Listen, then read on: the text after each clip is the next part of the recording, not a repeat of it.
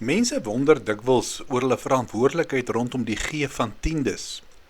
Die Bybelse beginsel rondom die tiende is gewortel in die hele saak van rentmeesterskap en daarmee bedoel ek die erkenning dat God die werklike eienaar van alles is en dat ons net bestuurders is van wat syne is.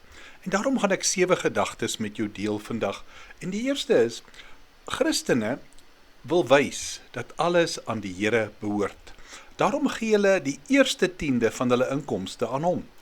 Alles is syne, maar dit word 'n geloofstap om te wys dat alles syne is. Die eerste Bybelse tiende het plaasgevind toe Abraham 'n tiende van sy oorlogsbuit aan Melchisedek gegee het en so aan God die rol vir sy oorwinning erken het. Dit staan in Genesis 14. Dit is waarom Levitikus die tiende as heilig aan die Here definieer, wat beteken dat dit van die begin af aan hom behoort. Dit staan in Levitikus 27 vers 30. Daardie tiende is dan 'n tasbare herinnering dat die aarde aan die Here behoort en alles daarop, soos Psalm 24 vers 1 sê.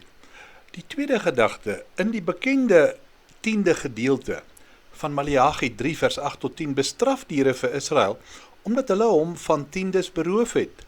En dan daag hulle uit om die volle tiende na die voorraadskuur te bring, om sy oorvloedige seën te ervaar. Spreuke leer ons om God te eer met die eerstelinge, die beste en die eerste van wat geproduseer word.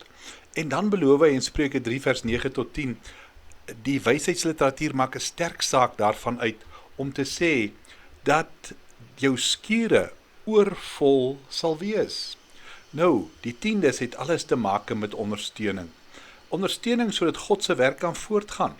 In die Ou Testament het tiendes hoofsaaklik die Levitiese priesterdom ondersteun, want hulle het geen grondgebied ontvang nie, en was aan die diens van die Here toegewy. Die vierde gedagte.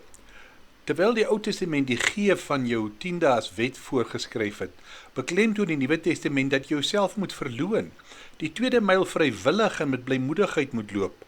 Daarom word gelowiges aangemoedig om te gee volgens wat hulle in hul harte besluit het, en nie uit dwang nie. Dis 2 Korinte 9 vers 7. En dit vra goeie beplanning.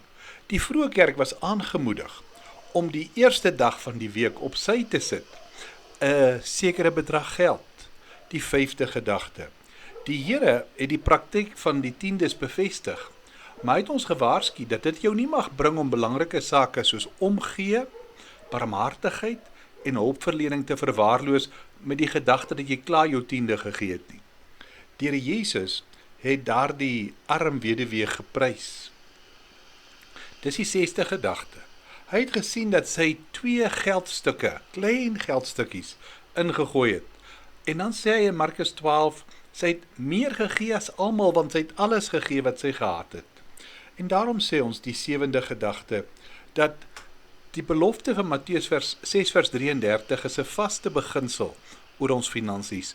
Soek eers die koninkryk van God en die wil van God, dan sal hy julle ook al hierdie ander dinge gee. Kom ons bid saam. Here, dankie dat ons finansies aan U behoort. Geef vir ons die genade om U te eer daarmee. Amen.